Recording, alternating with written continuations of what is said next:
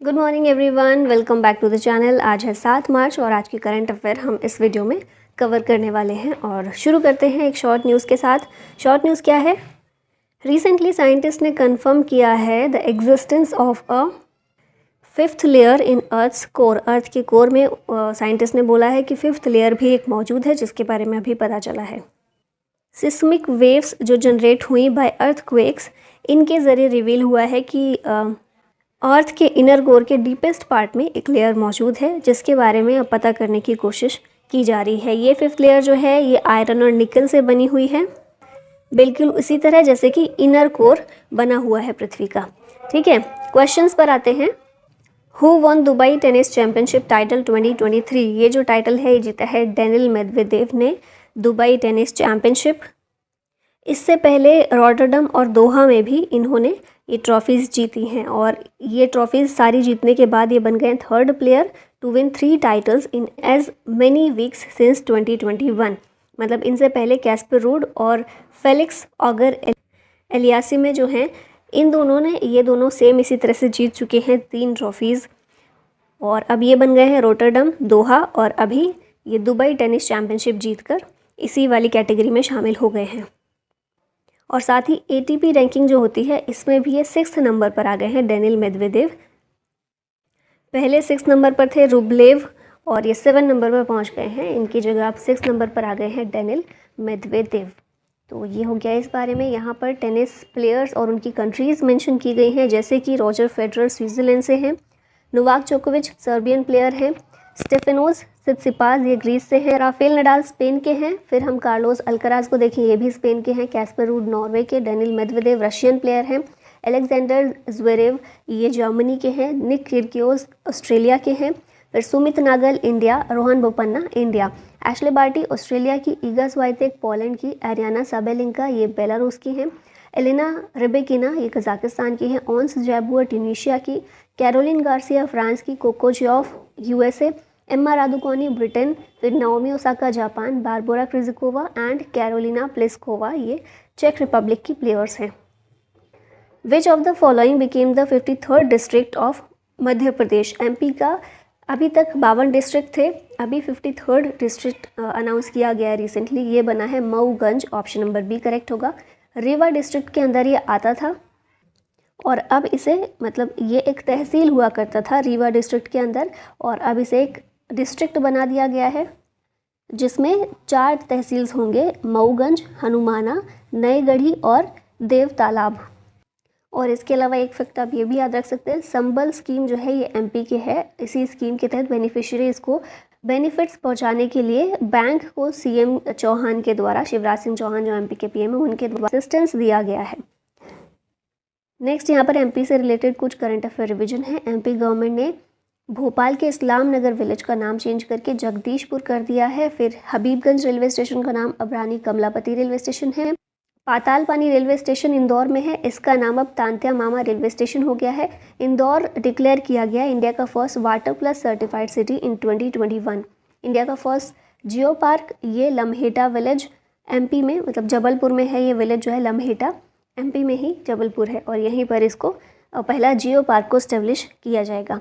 India का पहला biomass based hydrogen plant ये खंडवा डिस्ट्रिक्ट MP में और इंदौर बना है first civic body to launch green bonds. Next question है, Sheikh Ahmad Nawaf Al Sabah reappointed as prime minister of which country? तो ये बने हैं प्राइम मिनिस्टर, दोबारा से रीअपॉइंट हुए हैं कुवैत के प्राइम मिनिस्टर के रूप में। हालांकि हम देखते हैं कि कुवैत में पॉलिटिकल पार्टीज़ प्रोहिबिटेड हैं और इसीलिए देखने को मिलता है कि लेजिस्लेचर के पास बहुत ज़्यादा पावर्स देखने को हमें मिलती हैं। यहाँ पर न्यू PM और प्रेसिडेंट्स हैं, तो ये बहुत बार हम देख ही चुके हैं। शहाबुद्दीन चुप्पू ये बांग्लादेश के 22nd प्रेसिडेंट हैं। ऋषि सुनक UK के हैं। लूला दा सिल्वा ये ब्राज़ील के नए प्रेसिडेंट हैं। जॉर्जिया मेलोनी इटली की नई PM जो फर्स्ट वुमेन है। बेंजामिन नेतन्याहू इजराइल के 6ठी बार ये PM चुने गए हैं। पुष्प कमल दहल प्रचंड ये नेपाल के PM हैं। रानिल विक्रमसिंघे श्रीलंका के प्रेसिडेंट और श्रीलंका के PM हैं दिनेश गुणवर्धने। जापान के PM हैं फूमियो किशिदा। इराक के प्रेसिडेंट है अब्दुल लतीफ़ राशिद। न्यूजीलैंड के PM हैं क्रिस हिपकिंस और अब्दुल फतेह LCC। इजिप्ट के प्रेसिडेंट हैं। Deakin University of which country became first foreign university to set up at GIFT City. GIFT City कहाँ है? गुजरात में है। और यहाँ पर पहली फॉरेन यूनिवर्सिटी सेटअप की गई है, डीकिन यूनिवर्सिटी। ये यूनिवर्सिटी है ऑस्ट्रेलिया की, तो ऑप्शन नंबर सी यहाँ करेक्ट हो जाता है। Deakin university Australia has become the first foreign university to receive the International Financial Service Centers Authority's approval to set up an international branch campus in Gift City। तो ये याद रखना है, ये जो अप्रूवल है किससे मिला है? IFSCA से मिला है।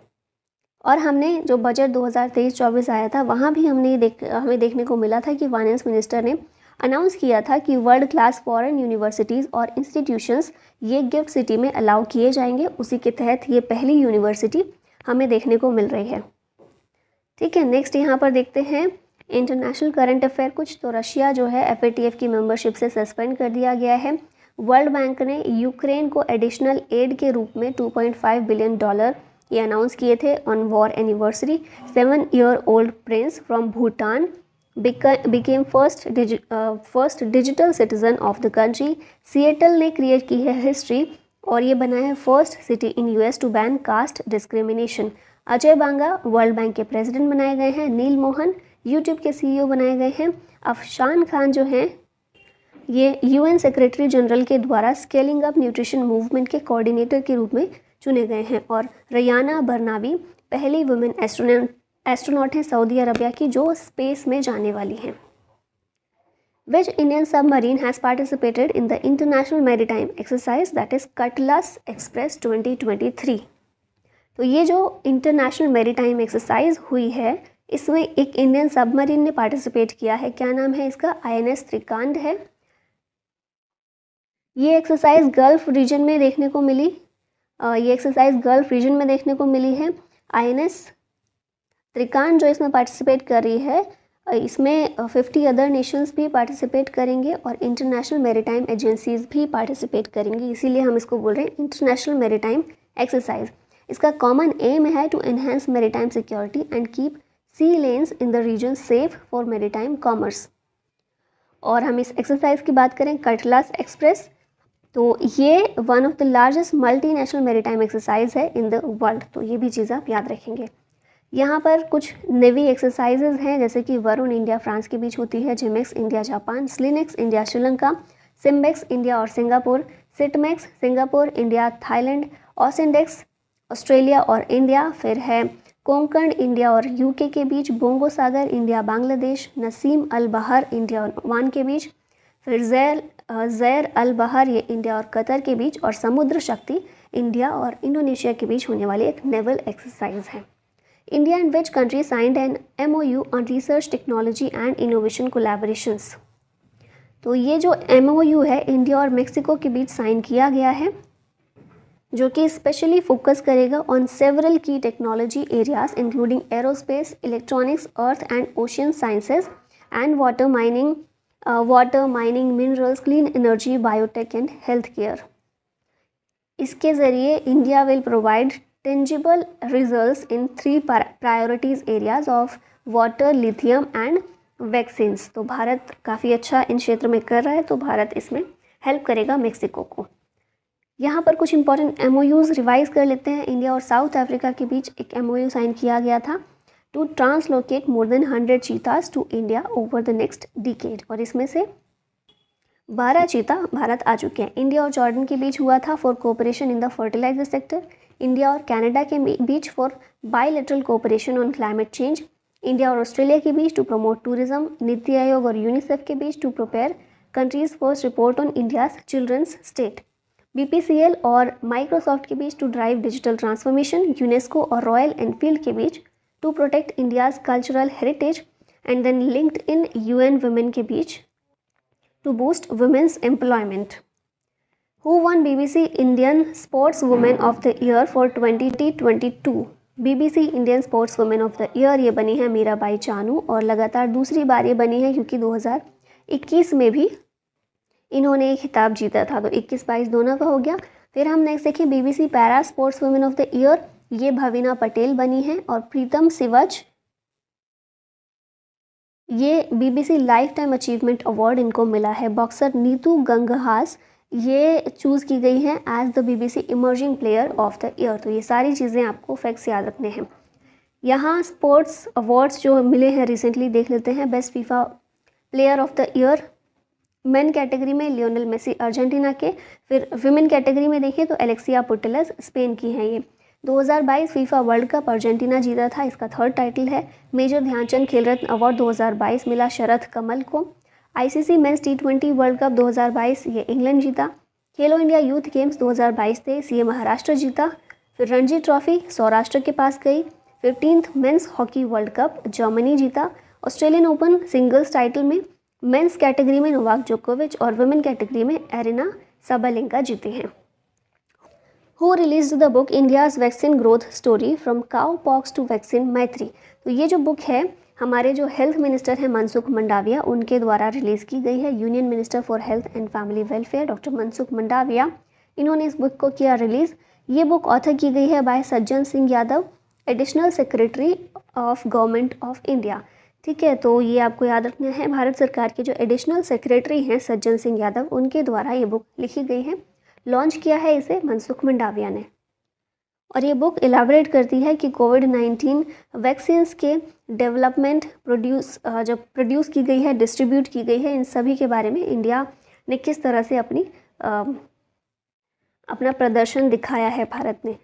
यहाँ पर देखते हैं, रिवाइज कर लेते हैं। International Booker Prize 2022, International Booker Prize ये मिला गीतांजलि श्री को for the novel Tomb of Sand. ये नॉवल इंग्लिश में ट्रांसलेट की गई बाय डेजी रॉकवेल और ये पहली बुक है जो किसी इंडियन लैंग्वेज में लिखी गई है और इसे इंटरनेशनल बुकर प्राइज़ मिला है। और गीतांजलि श्री पहली इंडियन है जिन्होंने ये जीता है।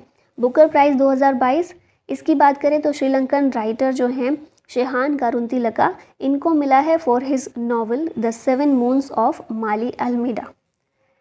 ठीक है, ये नेक्स्ट क्वेश्चन है, 2-डे मिलेट महोत्सव ऑर्गेनाइज्ड एट विच सिटी। तो मिलेट महोत्सव बहुत ज़्यादा ऑर्गेनाइज किया जा रहा है क्योंकि 2023 जो है इंटरनेशनल ईयर ऑफ मिलेट्स के रूप में UN के द्वारा डिक्लेयर किया गया था, है ना। तो हमने इसको बिहार में अभी रिसेंटली देखने को मिला था। अभी ये कहाँ पर किया गया है तो आगरा में। ये भी आपको याद रखना है, 2 दिन का मिलेट महोत्सव ministry of food processing industries के द्वारा ये आगरा में इसको ऑर्गेनाइज़ किया गया। और बिहार वाले में भी यही मिनिस्टर ने उसको इनॉग्रेट किया था। ठीक है, और यहाँ पर इस मिनिस्ट्री ने इसको ऑर्गेनाइज़ किया है। इसमें इवेंट को इनॉग्रेट किया गया है by minister of state for law and justice professor SP Singh Baghel. और एक फैक्ट देख लीजिए, उत्तर प्रदेश लार्जेस्ट प्रोड्यूसर है of food grains in India and accounted for about 18.89% share in the country's total food grain output in 2020-2021। यहाँ पर current affair revise कर लेते हैं। फेस्टिवल्स के बारे में है तो मांडू फेस्टिवल मध्य प्रदेश में, बेलम केव्स फेस्टिवल आंध्र प्रदेश, लाई हरोबा ये है मणिपुर का, बक्सा बर्ड फेस्टिवल ये है वेस्ट बंगाल, फिर जोकुटपई मिजोरम, धनु जात्रा ओडिशा, माधवपुर मेला गुजरात, चैरियट फेस्टिवल तमिलनाडु, फिर यहाँ पर है करावली फेस्टिवल कर्नाटक, माघ बिहू असम, जल्लीकट्टू मदुरई तमिलनाडु, चापचारकोट मिजोरम का है, इनोवेशन फेस्टिवल अरुणाचल प्रदेश में ऑर्गेनाइज किया गया, नगोबा जात्रा तेलंगाना, सूरजकुंड क्राफ्ट मेला हरियाणा और कला घोड़ा आर्ट फेस्टिवल मुंबई में। इसी के साथ में दिव्य कला मेला भी मुंबई में देखने को मिला था। Which company has become the second domestic insurance company to launch surety insurance bonds. तो ये कंपनी है न्यू इंडिया एश्योरेंस कंपनी, जिसने श्योरिटी बॉन्ड्स इनको लॉन्च किया है और ये सेकंड कंपनी बन गई है इस तरह की। श्योरिटी बॉन्ड क्या होते हैं तो surety bond insurance acts as a security arrangement for infrastructure projects and will insulate the contractor as well as the principal।